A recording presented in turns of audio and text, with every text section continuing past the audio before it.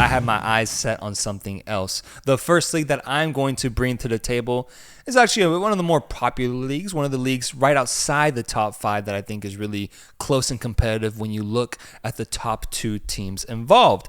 A league that is celebrating its 100th year anniversary in existence, which I think is massive, man.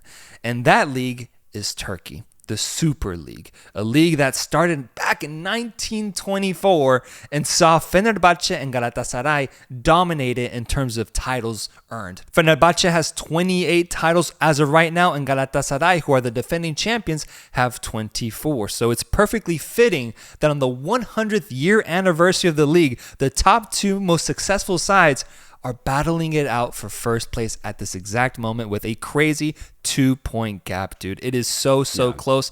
Galatasaray has 72 points, whereas Fenerbahce has 70 points to their name, man. It is so close up there. And what's crazy is the disparity between the top 2 teams and third place, bro. Because I want the viewers right now to just ask yourself this question. What do you think is the point gap between second place and third place? I'll give you 10 seconds to answer, whether you're listening to this in your car right now. 5 seconds of silence. Let me hear it. Yeah, okay, that's a good guess. Okay. Interesting. Well, I doubt it. I think I got you on this one. I think I did. I doubt that any of you said 24-point difference, man, because that's how big it is, man. It's massive. Between second and third place, and even fourth place, Beşiktaş, a historic club in Turkey, also has 46 points, man.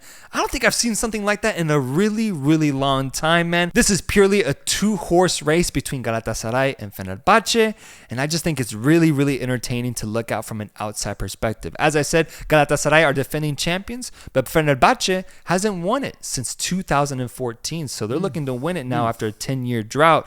2 giants going head-to-head, and the most exciting thing about this is that they will face off against each other one more time before the season ends.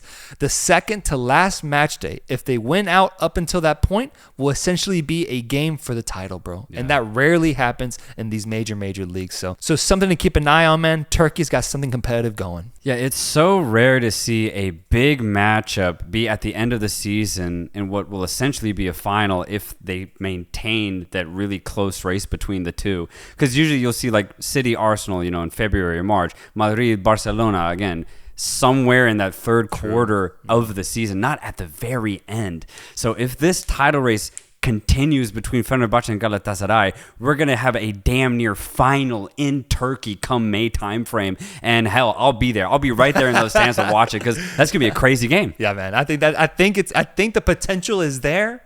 If one of these teams loses on the way there, though, it could be the difference between them losing the title and winning it, man. So it's gonna get exciting. Yeah, and I do wonder on the bottom side of this gap, what has happened to Beşiktaş, Trabzonspor? I know Sivasspor were in the Europa League a couple years ago, and they made a decent run. What has happened to them? Like, was it signings that have failed them? Is everybody out of form in their clubs? Was there a huge exodus of players and they haven't been able to fill in those gaps? Because, dude, a 24-point gap is kind of pathetic at this point of the season. It's pretty bad. It's basically another division. Yeah, it's like the first division is Galatasaray and Fenerbahce. The rest are competing for something else. No, straight up, man. It's kind of it is crazy to see. But I mean, hey, shout out Galatasaray and Fenerbahce. They must have really impressive squads. I asked you to bring me leagues. What league do you bring me this time around? I'm very curious.